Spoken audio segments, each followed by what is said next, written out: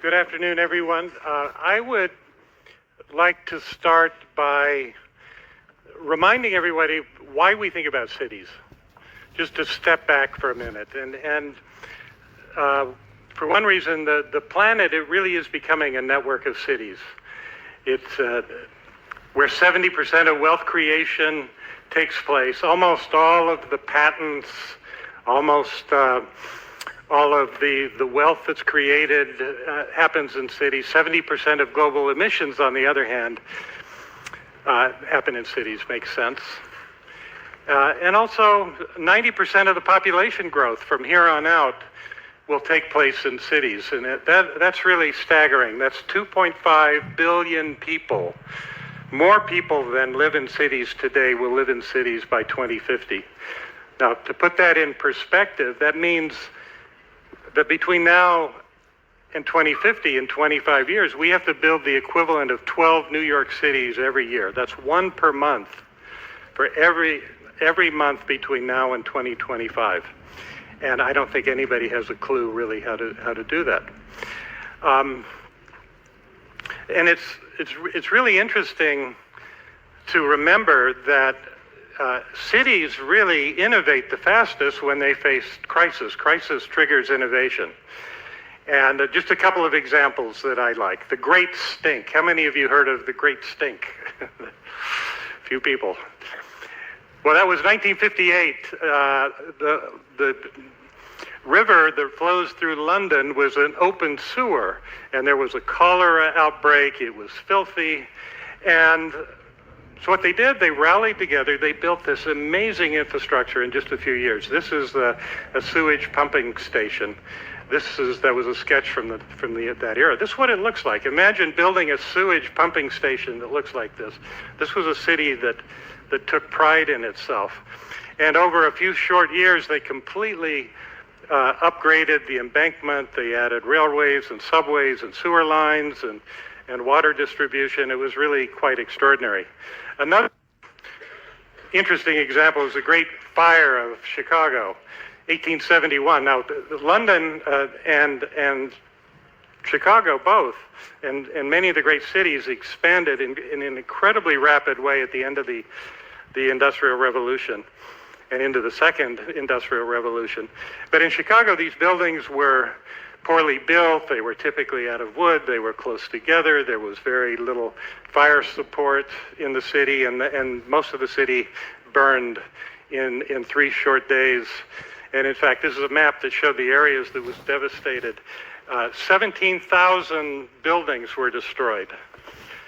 So what did they do? They rallied and they rapidly rebuilt the city with the innovation of that era.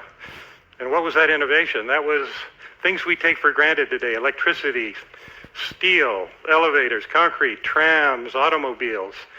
And really in about 15 to 20 years, the modern city was invented in Chicago. It was the birth of the skyscraper. And 20 years later, they held the World Columbian Exhibition, and this put Chicago on the map as one of the great cities of the world. More recently, the Great Flood of Valencia, 1957. So the river that ran through the center of the city overflowed. It destroyed a lot of the infrastructure and buildings. Here you can see a bridge that was flooded. So what did they do? They said, let's fix this problem. They rechanneled the river outside of the city. And of course, this was in the late 50s when automobile ruled. So what did the engineers want to do? Of course, they wanted to build a superhighway on this riverbed. And fortunately, the citizens objected, and they turned this riverbed into one of the great parks, I think, in Europe. I shot this video a few years ago when I was in Valencia. It's like the living room of the city. There are no cars. It's pedestrians and bikes and playgrounds and fountains and restaurants and cafes. It's really an extraordinary place.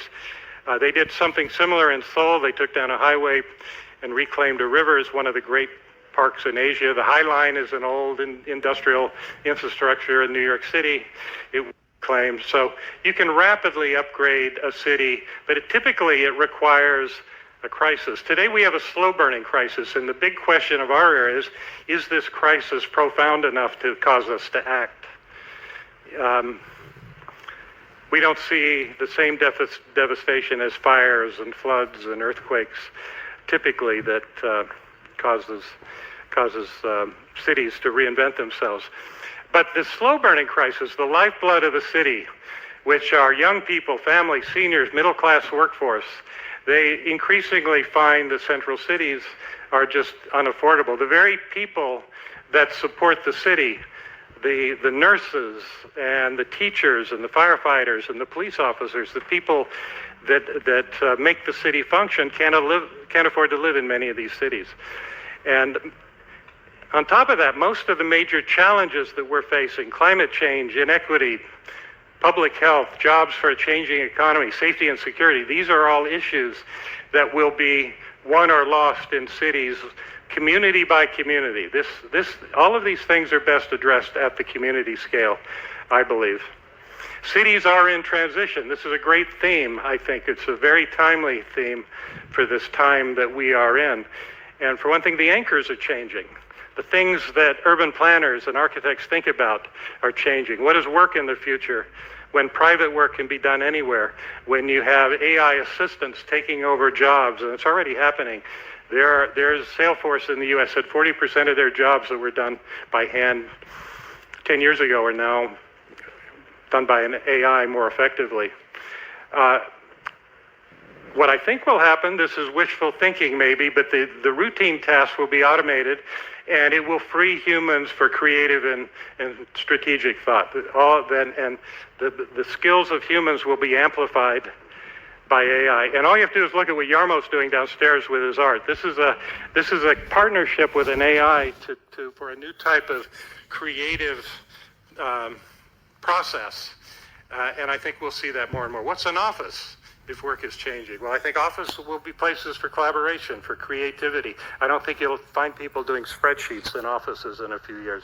What is a central business district? If fewer and fewer people commute to central cities, that's what San Francisco is suffering. Boston is suffering from this. Downtowns that are monocultures are dying because they're not communities. They're not innovation communities where people live and work and play and shop. I think these central business districts need to become a kind of distributed innovation ecosystem, a network landscape of living and learning and production and culture. And they'll be much more dynamic, I think, right? You know, the old ways of planning these downtown areas, I think, are completely obsolete. And sorry, wrong direction. What is a school in the future? I mean, right now at MIT, I think these lecture halls where students sit for these large lectures won't exist in 5 or 10 years. They're already sort of becoming obsolete. How do children learn? They mostly learn on their phones. I think probably what will happen is knowledge transfer will happen virtually, and then schools would become places for learning by doing projects and teamwork, learning how to work together. What is retail in the future when shopping is online? My wife and I hardly go to a store anymore. Most of what we buy, at least the commodities, we purchase online. They're delivered to our storefront. We do go to the bakery and the fish shop and the meat shop and the cheese shop and the Apple store and clothing stores where you need to touch and experience the fabric. So I think retail is changing very rapidly. All these anchors that we think of need to be rethought. What is a street in the future? Well, I think it's very likely that it will become this shared space, just like you see in Northern Europe now. Amsterdam, Copenhagen's really already made this transition. It'll even go further when you have these autonomous systems that move with precision. They're much, much safer than human-operated vehicles. In fact, I do think that we'll see in 10 years many cities beginning to ban human drivers just because they're simply too dangerous, which will mean that streets become the safe shared space for pedestrians and bikes and other mobility modes. What's the role of an architect and an urban planner in the future? We think about this a lot. And I'm an architect. Many of the people in our group are architects. They're, I think, really becoming more of a systems orchestrator. They won't primarily think about form, but they'll have the tools to think about the social and the economic and the environmental performance of places. And they will become experts in data analytics and simulation and participatory design. And this is not really common in the practice today. Mostly it's focused on form and aesthetics. Old obsolete rules. Zoning, permitting, and building codes, I think, are obsolete rules. They need to be rethought.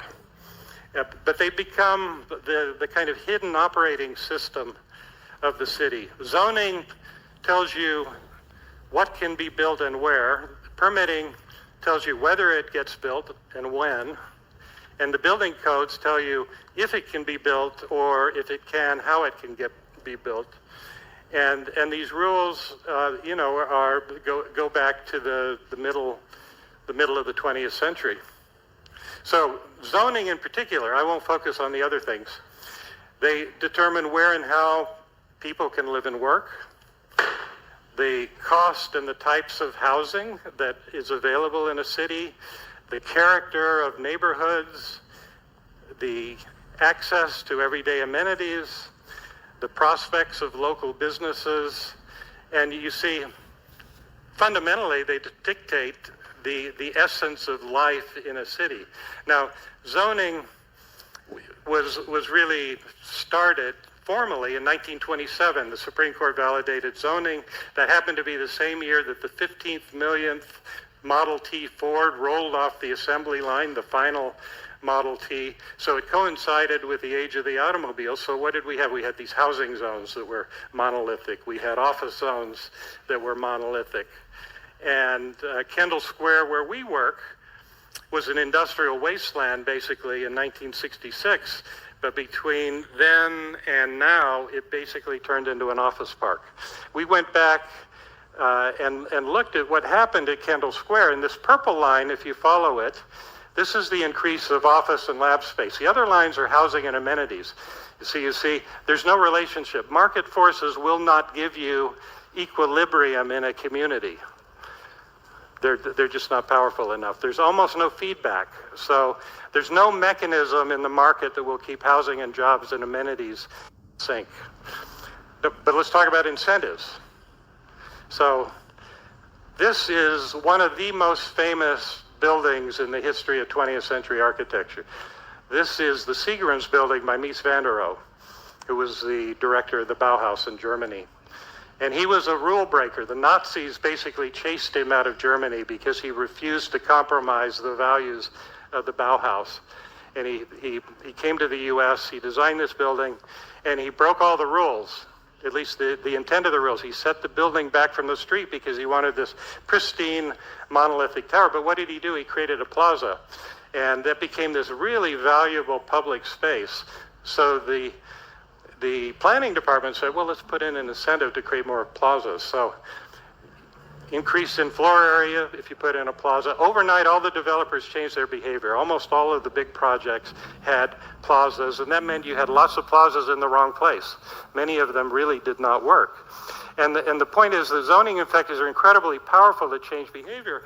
They can channel trillions of dollars globally into pro-social community investment, potentially, but cities are not taking advantage of this, and the rules, if they're to be effective, need to adapt to changing social, economic, environmental conditions. So we need new rules. And so we're looking at dynamic incentives that can harness market forces for the public good. And San Francisco, so Yasushi and Marcus set me up for this, because this is a project we're thinking about now. Well, okay, but these are old rules. You have a 4-story project, we're going to let you do an 8-story project. That's a transfer of wealth to that property owner overnight, really without anything in exchange.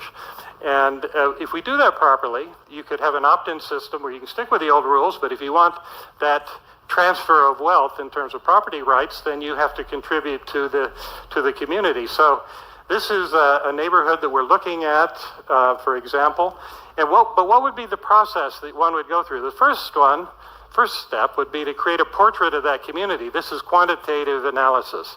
And for that, we use data analytics. We can look at telecom data and census data and purchasing data. We can profile the demographics of a community, where people live and work and where they shop. Do they have to drive to a grocery store? What are the strengths and weaknesses of the community? What are the housing prices?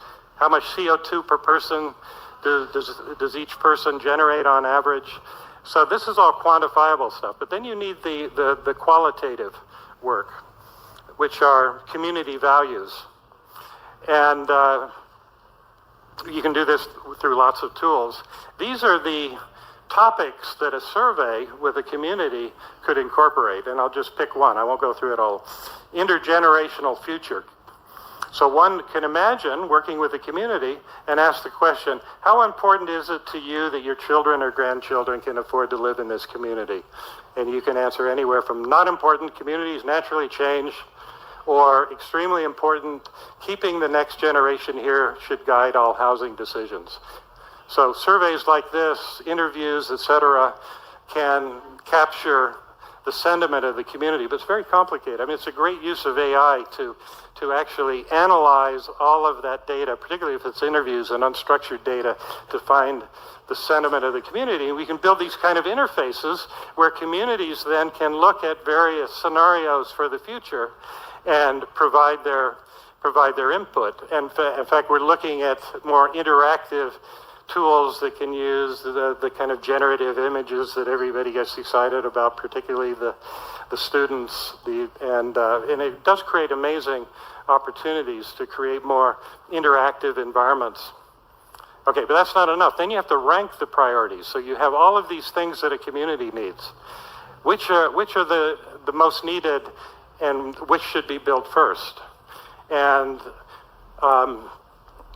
it's another interesting use of AI. So it can process all this information and might create a ranked order set of values for a community. Maybe this community, number one priority is a community center. Number two is early career housing, etc.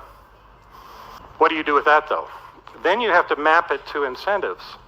And you can take this ranking and process all that information, including financial pro formas, simulations of how a community might develop over the future, and propose a unique incentive for each asset that the community wants.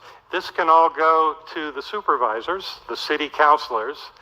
They can review this, they can approve it or adjust it or recommend it, and this wouldn't happen one time. This could happen literally weekly or monthly. And so all of these incentives could be dynamically adjusted. Now, one of the things we're looking at, if you're going to ask a property owner for subsidies for things that the community needs, you have to understand their business model. You have to understand how can they make a profit, because cities mostly are built with private money these days. And unless a developer can be compensated for the risk they're taking, then these incentives are worthless. So you can incorporate a fairly sophisticated financial pro forma, and this could play out different scenarios over time. Now, the interesting thing, you don't have to get the model right, because remember, this is always being dynamically adjusted. So if the property owners are not picking priorities or that are on the top of the list, you raise those priorities. If they're picking lower priority things, you lower those priorities. So cities are too complicated to predict, but we can build these dynamic models that can learn, and they can be effective. And then 6, you need to harness market forces. So these are incentives, not mandates. So the developer chooses from that menu. You're not saying you have to build affordable housing for poor people. You can build a community center if you want. You ignore the other things. In this case, this developer picked family housing, so they get an increase in floor area for the high asset things. And there's other things you can do. So that could be assets that are built on site on the community.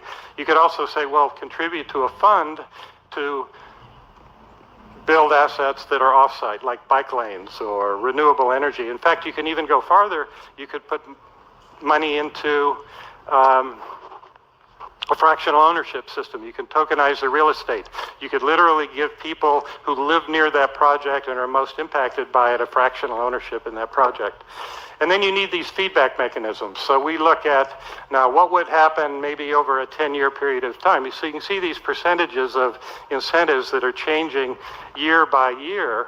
And over time, it gets closer and closer to harmony. And if these incentive systems are dynamically adjusted, then you eventually reach equilibrium.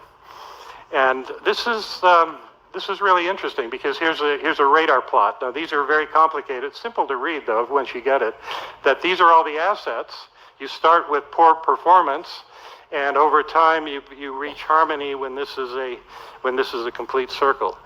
So, what's this like? This is analogous to a natural ecosystem in equilibrium. All we are doing are building these mechanisms that you find in nature into human ecosystems with the intention of creating these communities that are in harmony with feedback mechanisms like you find in nature. So thank you. Governance. I think that's the future.